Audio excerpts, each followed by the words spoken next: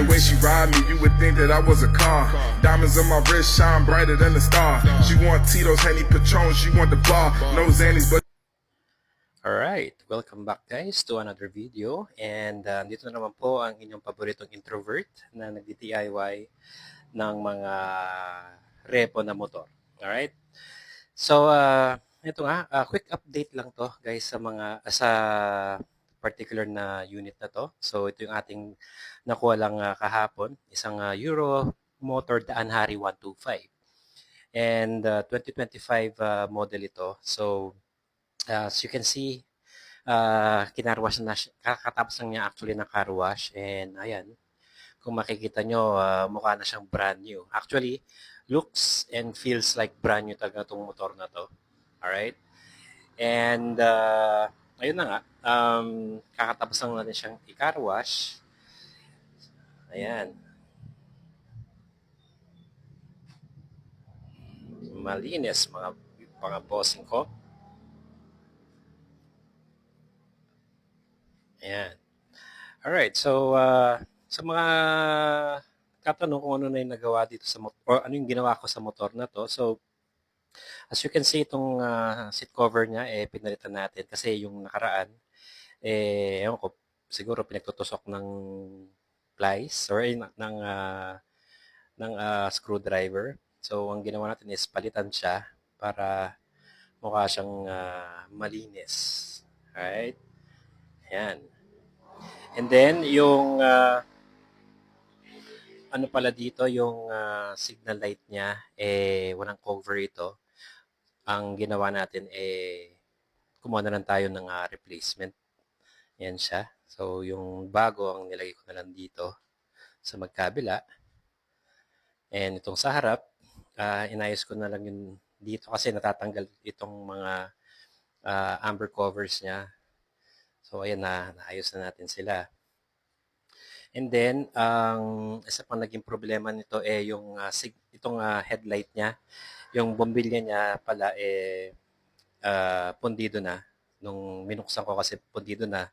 May contact naman siya dito sa switch pero wala talagang hindi siya talaga umiilaw. So, pagtingin ko busted na talaga yung bombilya niya.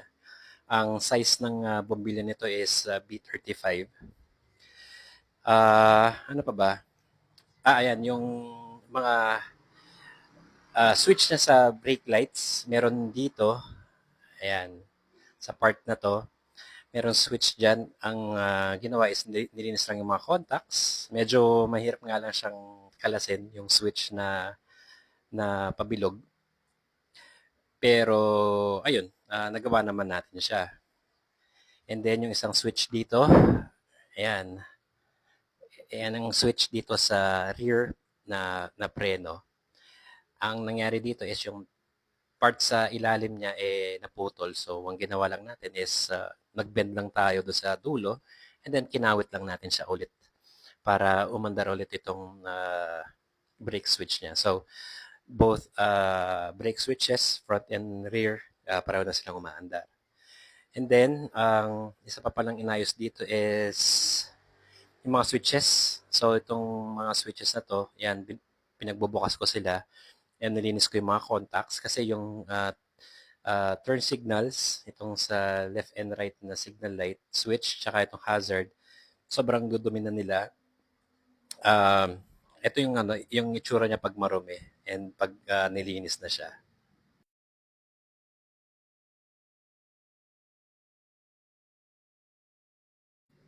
So, madali lang naman itong buksan. Tandaan nyo lang kung paano siya tinanggal. Dahan-dahan nyo lang siyang tanggalin para at least maalala nyo paano siya tinanggal and then mas madali siyang ibalik. So, ayun nga, nalinis na natin siya. So, ayun, lahat ng mga buttons dito, tsaka mga switches, all goods na lahat. Alright, so, ayan nga, meron na rin siyang gasolina and try natin siyang paandarin. Wait lang.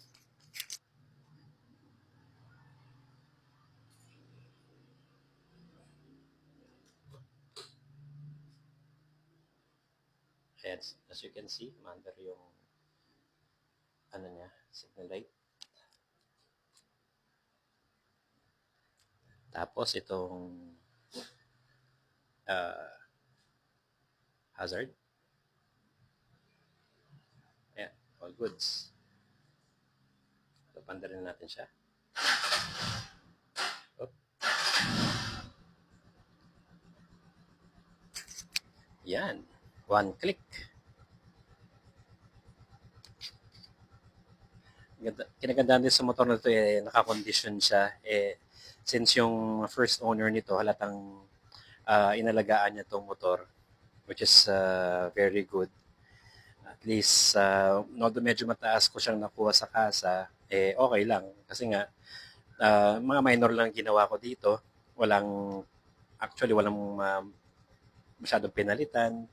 And after nung kinarwash, punas-punas, pinatuyo lang talaga, pinunasan, ganyan. Kasi nga, makinis naman siya all over. So, good deal na to para sa akin. Ayan. So, yan lang naman siguro para sa particular motor na to. And yung next video natin is yung isang motor na yung scooter na nakuha natin. Isa siyang Keyway Icon. Alright? So, hopefully, umabot kayo din hanggang sa dulo ng video na to. Salamat po sa panonood and please don't forget to like and subscribe sa mga nanonood po sa YouTube and pa-follow na lang po and like sa mga nanonood po sa TikTok. Maraming salamat mga guys and God bless po sa lahat. Bye-bye!